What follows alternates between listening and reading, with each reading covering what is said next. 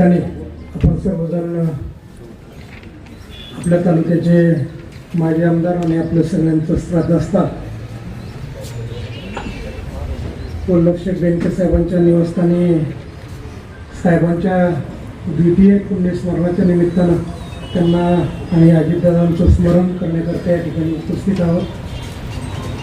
आणि त्यामध्येच नगरपालिका असतील किंवा परवा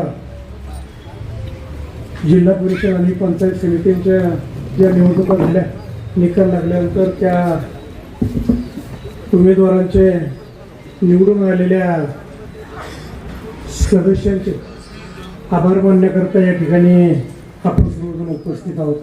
या कार्यक्रमाच्या निमित्तानं जुन्नर तालुक्याचे माजी आमदार माननीय अतुलजी बेनके साहेब, त्याचप्रमाणे जिल्हा बँकेचे संचालक आणि कृषी उत्पन्न बाजार समितीचे सभापती माननीय संजयरावजी काळे साहेब, सर्व सन्माननीय व्यासपीठ शरदरावजी लेंडे साहेब आणि सगळ्या पक्षांचे अध्यक्ष, असं म्हणणार नाही कारण आता आपण सगळे एक आहोत.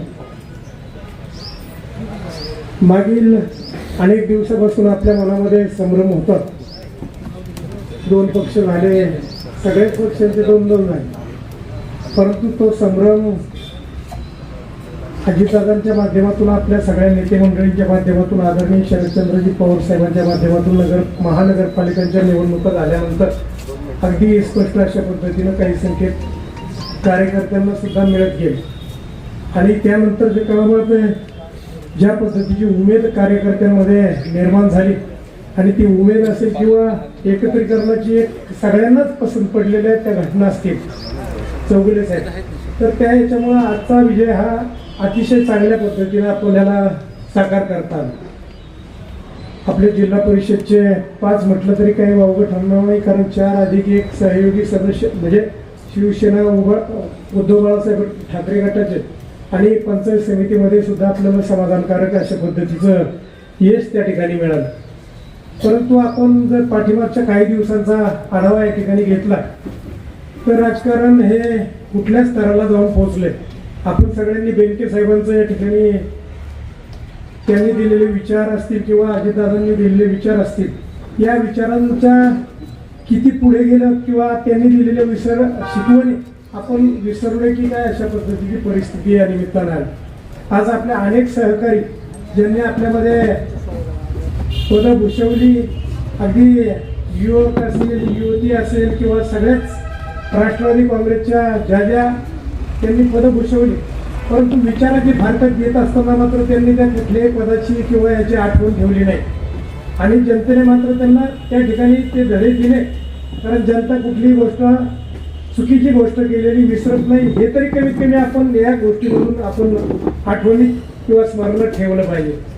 परंतु भविष्य काळामध्ये राष्ट्रवादी काँग्रेसची बांधणी करत असताना मी नुसतं फक्त सत्कार आणि इतर आपण निवडून आल्याबद्दल या सर्व सदस्यांचे अभिनंदन करतोय, परंतु भविष्य काळातील पक्ष संघटना बांधत असताना खूप चांगल्या पद्धतीने यावर विचार होणं गरजेचं आहे.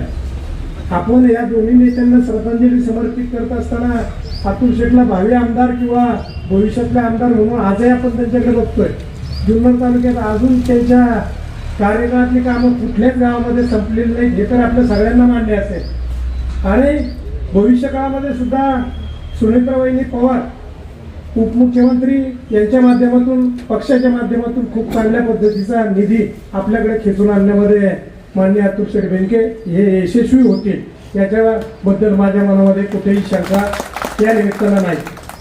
परंतु कार्यकर्त्यांनी कसं वागलं पाहिजे किंवा कार्यकर्त्यांची फळी उभी करताना युवकांनी त्यामध्ये अधिक महत्त्वाचं स्थान या निमित्तानं आपण हे केलं पाहिजे.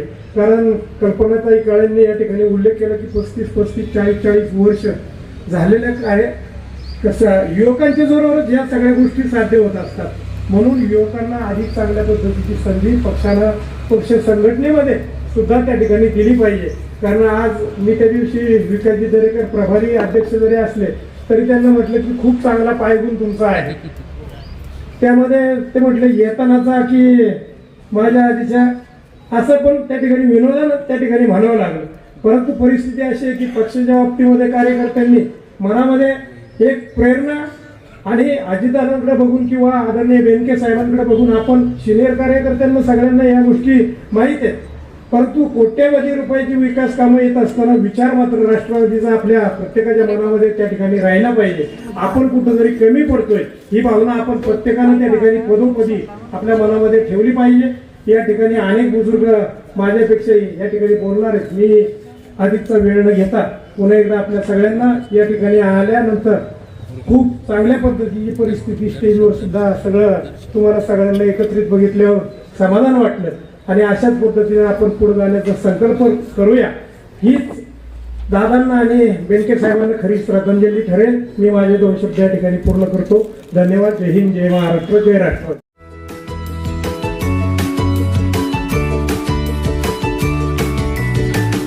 बातम्या शेतीच्या, बातम्या मातीच्या, बातम्या अन्यायाच्या, गुन्हेगारीच्या,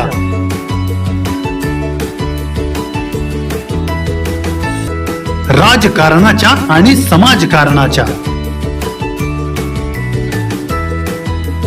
शोषणाविरुद्ध बुलंद आवाज, जनसामान्यांच्या हुंकाराची गाज, सत्कार्याला प्रोत्साहन,